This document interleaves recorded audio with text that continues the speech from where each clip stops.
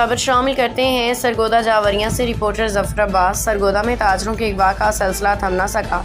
गुज़श्ता रोज़ भी सरफ बाजार के ताजर को अगवा कर लिया गया। इस सिलसिला में मीडिया से गुफ्तगू करते हुए जनरल सेक्रेटरी अंजुमन ताजरान, अंजुमन सराफा एसोसिएशन मोहम्मद असलाम, नायब सदर शेख मंजूर इलाही, आसिफ चिश्ती, मियाँ नदीम, खुरम जबार, अब्दुस्तार अंजम और दीगर ने कहा कि सरगोदा के ताजरों के अगवा लम्हा फ़िक्रिया है। पुलिस तावन तो कर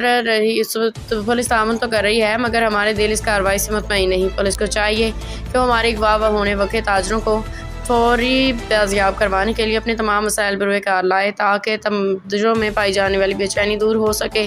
जनरल सेक्रेटरी मोहम्मद इस्लाम का कहना था कि पुलिस ने हमसे हमेशा ताउन किया, मगर बदकिस्मती से हमारी ताजरों का अगवा होना लम्हा फ़िक्रिया।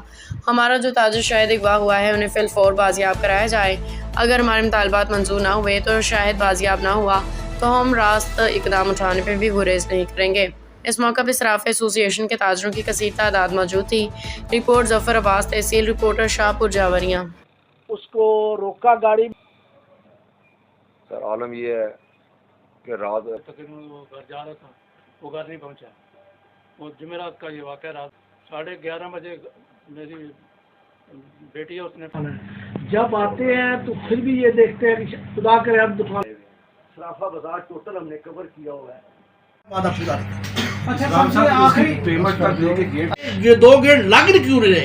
ये 5-7। बहुत शुक्रिया जी, थैंक यू जी।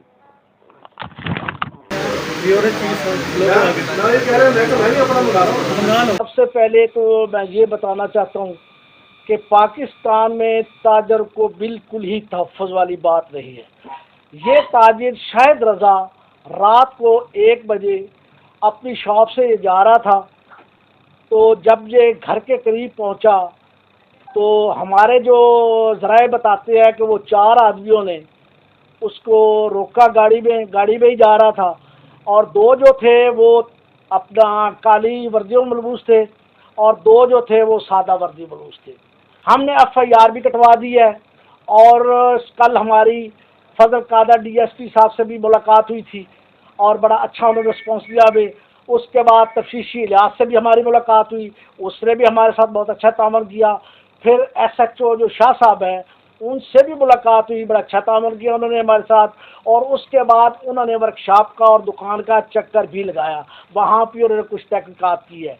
सबसे अफसोस वाली बात यह है कि आप ये देखें कि आज तीसरा दिन है, कोई रिजल्ट नहीं आ रहा।